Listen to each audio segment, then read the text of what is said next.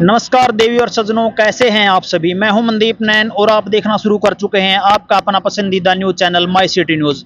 दोस्तों, जब से हरियाणा के अंदर चुनाव की तारीखों का ऐलान हुआ है, चुनावी जो सरगर्मी है काफी अपना जो पारा है वो ऊपर लेकर चली गई है। यानी कि चुनावी सरगर्मी यानी कि चुनाव का जो पारा है बिल्कुल हाई दिखाई दे रहा है। लेकिन अगर मैं बात कर रहा हूं विशेषकर टोहाना हल्के की, पूरे का पूरा जो हरियाणा है उसमें 90 कॉन्स्टिट्यूएंसी हैं असेंबली के लिए, यानी कि 90 हल्के हैं। उनमें सबसे ज़्यादा जो कैंडिडेट्स मैदान में उतरे हुए हैं वो टोहाना हल्के से हैं।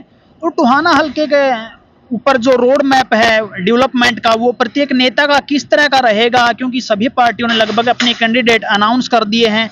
तो उसी बेस टोहाना हल्के के राजनीतिक हलचल को जानने के लिए आज हम पहुंचे हैं इंडियन नेशनल लोकदल और बसपा के गठबंधन के कैंडिडेट भाई कुणाल करण सिंह के निवास स्थान पर।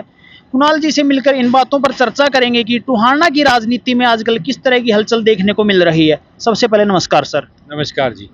आपको बहुत बहुत बधाई। इंडियन नेशनल लोकदल ने आपको टोहाना हल्के से उम्मीदवार आपको चुना है। इंडियन नेशनल लोकदल ने नहीं, इंडियन नेशनल लोकदल और बहुजन समाज पार्टी का साझा उम्मीदवार हूं और उसके लिए आपके चैनल का भी बहुत बहुत धन्यवाद। तो जैसे आज आपने नॉमिनेशन फाइल किया, टोहाना हल्के से रोड शो आपने किया, किस तरह का रुझान लोगों का आपने देखने को मिला है? पहले तो आप बताओ, रोड शो तो परसों भी हुआ था। प्रदेश का नंबर 1 व्यक्ति जो जाने वाले मुख्यमंत्री हैं वो आए थे और रोड शो आज भी हुआ जिसमें प्रदेश में आने वाले मुख्यमंत्री अभय सिंह चौटाला जी थे। तो आप बताओ रोड शो में क्या कमी लगी और क्या अच्छाई लगी आपको? रोड शो में हमें कोई कमी नहीं लगी, बहुत अच्छा रहा। लेकिन फिर भी जैसे जो लोग ऑब्जर्व करते हैं वो बताते हैं, उसके बेस पर आपको क्या न्यूज़ पता चली? मैंने तो यही सुना है कि ऐसा रोड शो टोहाना में आज तक किसी का नहीं हुआ और युवा साथियों ने बढ़ चढ़ के मेरा साथ निभाया। रोड शो में अनाज मंडी से पैदल चले युवा साथी और एसडीएम के ऑफिस तक पैदल आए। मैं तो ये मानता हूँ कि सबसे ज़्यादा मैं आभार और धन्यवाद उन युवा साथियों का करता हूँ जो दोनों पार्टियों के थे और उन्होंने नीला और हरा झंडा लेकर के सड़क पे ये ऐलान कर दिया है कि आने वाला समय इंडियन नेशनल लोकदल और बहुजन समाज पार्टी का है। सर, अगर बात करें टोहाना हल्के की, तो जब से हरियाणा बना है 1966 से लेकर के आज तक टोहाना हल्के से जो विधायक रहा है वो लगभग कैबिनेट मंत्री के स्तर का रहा है। तो आपको क्या लगता है कि जो टोहाना का विकास होना चाहिए था आज तक, क्या वो एक्चुअल में हो पाया है? क्या कमियां आपको लगती हैं कि टोहाना हल्के में आज तक भी वो है जो नहीं होनी चाहिए थी? पत्रकार महोदय, आपने बिल्कुल सही सवाल किया।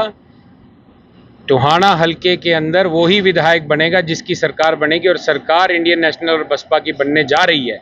चौधरी अभय सिंह चौटाला जी मुख्यमंत्री होंगे और टोहाना हल्के के बड़े बुजुर्गों का आशीर्वाद लेके मैं हरियाणा प्रदेश की सबसे बड़ी पंचायत विधानसभा में पहुंचने का काम करूंगा। तो टोहाना हल्के को लेकर सर आपका क्या रोड मैप क्या है कि डेवलपमेंट किस तरह की अलग लेवल पर टोहाना हल्का करेगा जब इनेलो की और बसपा की सरकार प्रदेश में बनेगी?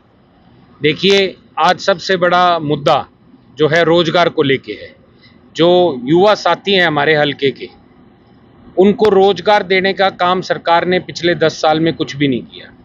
और मैं तो ये मानता हूँ कि अगर युवा साथी घर बैठा रह गया और उसके पास कोई साधन नहीं बचा तो वो नशे की ओर चल पड़ेगा। नशे की ओर चल पड़ेगा तो आप ये मान लिए कि आप एक घर को बर्बाद करने का काम कर रहे हैं, बर्बादी की शुरुआत हो जाएगी। इसलिए पार्टी ने एक निर्णय लिया है कि प्रत्येक घर से एक युवा साथी को नौकरी देने का काम करेंगे, सरकारी नौकरी, जो भी उसकी जिस लेवल की भी क्वालिफिकेशन होगी उसके अनुसार उसको नौकरी देंगे। और अगर कोई साथी उससे वंचित रह जाता है, कई घरों में 2 भाई भी होते हैं, 3 भी होते हैं, बहनें भी होती हैं, तो जो साथी वंचित रह जाएगा उसके लिए भी सरकार ने 21,000 रुपये, हमारे इंडियन नेशनल लोकदल और बसपा के गठबंधन ने तय किया है कि सरकार बनने पर सरकार की ओर से 21,000 रुपये एक भत्ते के रूप में उसको दिया जाएगा जब तक उसको नौकरी नहीं मिलती। नौकरी मिल जाए, हमारी प्रायोरिटी नौकरी देना है, ना कि बेरोजगारी भत्ता देना। पर वो गलत रास्तों पर ना चले, इसके लिए उसको 21,000 रुपये की राशि देने का काम करेंगे। तो जैसे सर आप पहली बार चुनाव लड़ रहे हैं टोहाना हल्के से, तो इससे पहले आप राजनीति में इतने सक्रिय दिखाई नहीं देते थे, तो क्या वजह है कि आपको राजनीति में कदम रखना पड़ा? आपका चैनल नया है, मैं पुराना हूँ।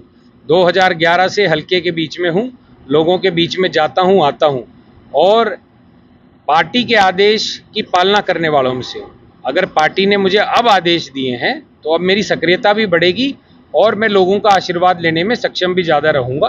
तो मैं तो ये मानता हूँ कि मेरे ऊपर बहुत बड़ी जिम्मेदारी पार्टी ने डाली है, जिसको मैं आने वाले दिनों में बखूबी निभाने का काम करूँगा।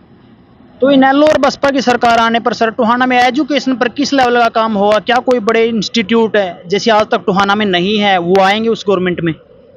देखिए, एजुकेशन और स्पोर्ट्स की पॉलिसी चौधरी अभय सिंह चौटाला जी ने सदा स्पोर्ट्स को बढ़ावा देने का काम किया है। और चौटाला साहब ने, अगर आप रिकॉर्ड उठा करके देखेंगे टोहाना का, तो जितने स्कूल और कॉलेज टोहाना हल्के में बने हुए हैं वो चौटाला साहब के समय के हैं। या स्कूलों को अपग्रेड करने की बात हो या कॉलेजों को अपग्रेड करने की बात हो, वो चौटाला साहब के समय में है।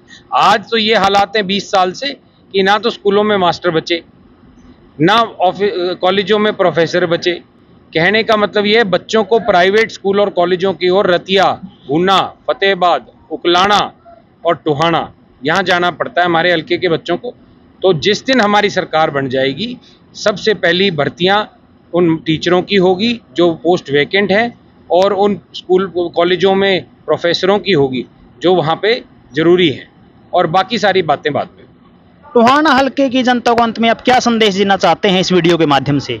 मैं तो यही कहूँगा आपके चैनल के माध्यम से कि आने वाली 5 अक्टूबर को एक एक vote Indian National Lokdal party का और बहुजन समाज पार्टी का मैं साझा उम्मीदवार हूँ, और मुझे चश्मे का निशान मिला है, तो उस निशान पर एक एक वोट डालने का काम करें और हरियाणा प्रदेश को चौधरी देवीलाल जी की विचारधारा पर लेकर एक खुशहाल हरियाणा बनाने का प्रयास करें। तो सर जो आपकी शर्ट पर ये लगा हुआ लोगो, क्या यही चुनाव चिन्ह है पार्टी का? बिल्कुल यही चुनाव चिन्ह है, ऐनक का निशान। हमारे बड़े बुजुर्गों की आंख बनवाने वाले तो हल्के में बहुत हैं, पर उनको सही दिशा दिखाने वाले इंडियन नेशनल लोकदल और बहुजन समाज पार्टी के लोग होंगे। सर लास्ट क्वेश्चन मेरा आपसे ये है कि जैसे टोहाना हल्के अंदर से कांग्रेस ने भी अपना उम्मीदवार सरदार परमवीर सिंह को उतार दिया, जो पूर्व कैबिनेट मंत्री हैं, और बीजेपी की तरफ से भी पूर्व कैबिनेट मंत्री और सिटिंग एमएलए देवेंद्र सिंह बबली है, तो बड़े बड़े नेता टोहाना हल्के से चुनाव में आ गए हैं, तो आप अपने आपका स्टैंड कहाँ पाते हैं टोहाना हल्के में?